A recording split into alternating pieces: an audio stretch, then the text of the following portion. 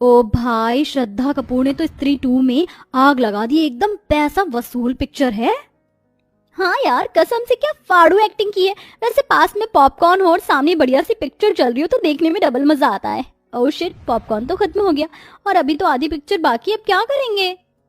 Just chill babes, popcorn ही तो खत्म हुए हैं, बट हमारी काली सौतेली बहन किस दिन काम आएगी। तभी पुराना सा सलवार कमीज पहने सिंपल सी चोटी में कमरे में किंजल आकर पूछती है। मोना, रीटा, तुम दोनों बता दो डिनर में क्या खाओगे। देखो मोना, हमारी प्यारी काली बहन की उम्र कितनी लंबी है, नाम लेते ही हाजिर हो गई। किंजल, जाओ और जाके हमारे लिए पॉपकॉर्न ले आओ। पर रीटा, एक तो पहले ही डिनर के लिए इतनी देर हो चुकी है, रात के 11 बज रहे हैं। अगर इस टाइम तुम दोनों पॉपकॉर्न खाओगी तो फिर रात का डिनर किस टाइम में करोगी। ये सुनते ही दोनों गोरी सौतेली बहनें गुस्से में लाल पीली हो जाती हैं। अबे ओ फटे दूध की फफूंदी सी शक्ल वाली बहन जी, तेरा काम सिर्फ हमारा ऑर्डर माना है, ऑर्डर देना नहीं, समझी। अब जा जल्दी और पॉपकॉर्न ला। और रही बात डिनर करने की, तो वो हम अपने टाइम पर ही करेंगे, रात के 1 बजे। अब दफा हो यहाँ से, काली गुलाब जामुन। नम आंखें लिए बेचारी काली किंजल किचन में जाके पॉपकॉर्न बनाती है। किंजल की माँ गंभीर लंबी बीमारी से सालों पहले गुजर चुकी थी, इसलिए पिता देव प्रेरणा से दूसरी शादी करके ले आई, जिनसे मोना और रीटा हुई। दोनों दूध के जैसे गोरी चिट्टे रंग वाली थी, इसीलिए घमंडी मिजाज की थी। वहीं किंजल काली और बदसूरत थी, लेकिन उसका दिल हीरे की तरह था। मगर हर दिन ही उसे अपनी सौतेली माँ और बहनों के ताने सुनने पड़ते थे। मोना, रीटा, ये लो तुम्हारे पॉपकॉर्न। अब बता दो डिनर में क्या खाओगी। ऐसे करो, आज हमारे लिए कैप्सिकम की सब्जी, जीरा राइस, शाही पनीर, कढ़ाई पनीर बनाना। ये तो रहा मेरा। मैं डिनर में वेज पुलाव खाऊंगी चिली चटनी के साथ। हमारी ये पिक्चर खत्म होने से पहले हमारा डिनर हमें परोसा हुआ मिल जाना चाहिए, शार्प 1 बजे। ठीक है, मिल जाएगा। किंजल जल्दी से रसोई में आकर डिनर बनाना शुरू करती है, तो वहीं दोनों सौतेली गोरी बहनें मस्ती मार कर पिक्चर देख रही थी। ऐसा करती हूँ, कढ़ाई पनीर और शाही पनीर बनाने के लिए एक ही साथ पनीर फ्राई कर लेती हूँ और बाकी सब्जियों का काटा पीटी भी कर लेती हूँ, इससे थोड़ा टाइम बचेगा। देखते देखते सब्जी बनाने में रात के 12 बज जाते हैं, तो डरे लफ्जों में किंजल बोलती है। मेरे पास केवल 1 घंटा रह गया। अगर 1 घंटे में मैंने दोनों को डिनर नहीं करवाया तो वो कल की तरह ही करेंगी। नहीं नहीं, जल्दी कर किंजल। देखते देखते घड़ी की सुई 1 पर आ जाती है, लेकिन दोनों सौतेली बहनों को डिनर परोसने में किंजल को 2 मिनट लेट हो जाता है, तो दोनों अकड़ जाती हैं।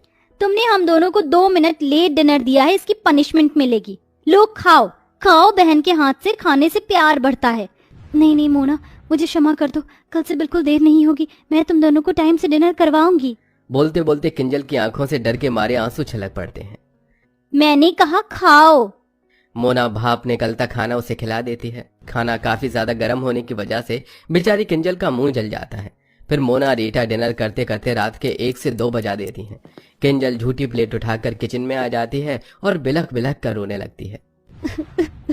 हे भगवान, तूने मुझे कैसी जिंदगी दे दी है। अपने घर में मैं नौकरानी हूँ।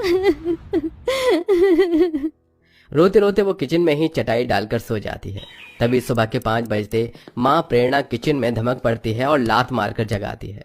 अरे ओ काली का लूटन, चलो जल्दी से। लेकिन जब किंजल नहीं जागती तो मोना रीटा भरी बाल्टी का पानी डाल देती हैं, जिससे वो घबरा कर उठ जाती है। हे भगवान जी, ये मुझ पर पानी किसने डाला। ये शुभ काम हमने किया है। मोना, रीटा, ये क्या बदसलूकी है, किसी सोते हुए इंसान के साथ इस तरह से पेश आना, जबकि तुम दोनों ने देखा था कि रात को मैंने तुम दोनों को 1 बजे डिनर करवाया था। उसके बाद सोते सोते मुझे 2-3 बज गए थे। ये सुनते ही प्रेरणा अपनी गोरी सुंदर बेटियों की साइड लेते हुए बोलती है। अरे ओ कोयला खदान, मैं देख रही हूँ कि तेरी ये कैची जैसी काली जुबान कुछ ज्यादा ही चलने लगी है। उठ और नाश्ता बना, समझ गई। जी माँ। आधी अधूरी नींद में ही बेचारी किंजल उन्हें नाश्ता करवाती है और फिर पूरे घर में झाड़ू पोछा लगाती है। तभी पिता देव घर लौट आता है, तो दोनों सौतेली बहनों की शक्लें बन जाती हैं। आगे पिताजी, अब शुरू हो जाएगा दोनों बाप बेटी का मेलो ड्रामा। किंजल बेटी, तू क्यों पोछा लगा रही है? काम वाली नहीं आई है क्या? वो पापा। तभी बात काटती हुई प्रेरणा बीच में बोलती है। अरे देव जी, वो आज ना तुलसी की तबीयत ढीली हो गई थी, इसलिए आई नहीं। मैंने तो बोला था किंजल को कि मैं कर लूंगी, ला दे मेरी बच्ची, तू नाश्ता कर। वैसे आप ऐसे अचानक से कैसे आ गए? कोई खबर भी नहीं दी, ना कोई फोन कॉल किया। वो 1-2 दिन की छुट्टियां मिली थी, इसलिए चला आया किंजल को देखने। पापा, आपको तो किंजल दीदी के अलावा हम दोनों दिखते नहीं, थोड़ा प्यार हमें भी दे दीजिए। आफ्टर ऑल हम आपकी बेटी हैं। हाँ जानता हूँ। देव अक्सर काम के सिलसिले में महीने महीने बाहर रहता था, इसलिए उसे इस बात की कानों कान खबर नहीं थी कि उसकी दोनों सौतेली बेटियों ने किंजल को नौकर बनाकर रखा था। वो हर महीने खाना बनाने वाली और 3 टाइम के बर्तन मांजने वाली के पैसे भिजवाता, जिसे प्रेरणा बेटियों में उड़ा देती थी। लगभग 2 दिन बाद देव वापस लौट गया और फिर से सब वही शुरू हो गया। इसी तरह दिन गुजरने लगे और अब किंजल के कॉलेज के फाइनल वर्ष की परीक्षा शुरू होने वाली थी। इसलिए वो अपनी दोनों सौतेली बहनों के पास आकर बोलती है, मोना रीटा, आज से तुम दोनों डिनर 9-10 बजे तक कर लेना प्लीज। तो आंखें चढ़ाकर दोनों ने ठाए से कहा, मगर वो क्यों भला? क्योंकि कल से मेरी परीक्षा शुरू हो रही है तो मुझको पढ़ाई भी करना है। क्यों रे जली भरते की शक्ल वाली, तुझे क्या लगता है कि तू पढ़ लिख कर कलेक्टर बन जाएगी? बेलिनी तुझे रोटियां आई हैं। हम अपना रूटीन नहीं बदलेंगे। हम रात के 1 बजे डिनर करती थी और 1 बजे ही करेंगे, समझ गई? दोनों का फैसला सुनकर मायूस मन से किंजल उन्हें 1 बजे रात में डिनर करवाती है और बाकी टाइम घर के कामों में उलझ कर रह जाती थी। एक दिन जब वो रात के डिनर के लिए दोनों से पूछने आती है तो दोनों शॉर्ट सा गाउन पहने मेकअप में लगी पड़ी थी। मोना रीटा, तुम दोनों कहीं जा रही हो क्या? हाँ, आज हम दोनों पार्टी करने जा रही हैं। अच्छा, तो फिर तुम दोनों खाना तो वहीं से खा कर आओगी ना? तो फिर मैं रात का डिनर रहने देती हूँ। अच्छा जी, क्यों री काली भैंसिया, तुझे क्या लगता है हम तुझे आराम फरमाने देंगे? चुपचाप से हमारा डिनर बनाकर तैयार रखना। आज डिनर में हम आलू गोभी, मिक्स वेज, लच्छा पराठा खाएंगी। जानबूझकर दोनों लंबी चौड़ी लिस्ट देती हैं। तभी वो मायूसी से बोलती है, इतना खाना बहुत ज्यादा नहीं हो जाएगा डिनर के हिसाब से? कुछ ज्यादा नहीं होगा, तू बना देना बस। दोनों ऑर्डर झाड़ कर चली जाती हैं। किंजल सारा डिनर तैयार कर देती है, लेकिन दोनों बहनें पार्टी में से फुल पेट खा पी कर आती हैं, जिस वजह से रात का डिनर नहीं खाती। इसलिए अगले दिन खाना बच जाता है तो प्रेरणा किंजल पर आग बबूला हो जाती है। किंजल, अरे ओ किंजल, अरे ओ काली भैंसिया कहाँ है? किंजल डरते हुए प्रेरणा के आगे हाजिर होती है। जी माँ, बुलाया आपने? क्यों री, ये सब क्या है? रात को क्या पूरे मोहल्ले को दावत करवानी थी? कितना खाना बनाया था जो सारा बच गया। ये भरे पतीले के पुलाव, पता है ये चावल कितने महंगे आते हैं, और तू मजे से बना बना कर फेंक रही है।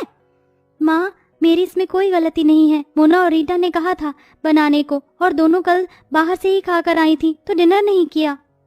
यह सुनकर दोनों सौतेली बहन शातिर तरीके से सारी बात उस बेचारी पर ही थोप देती हैं।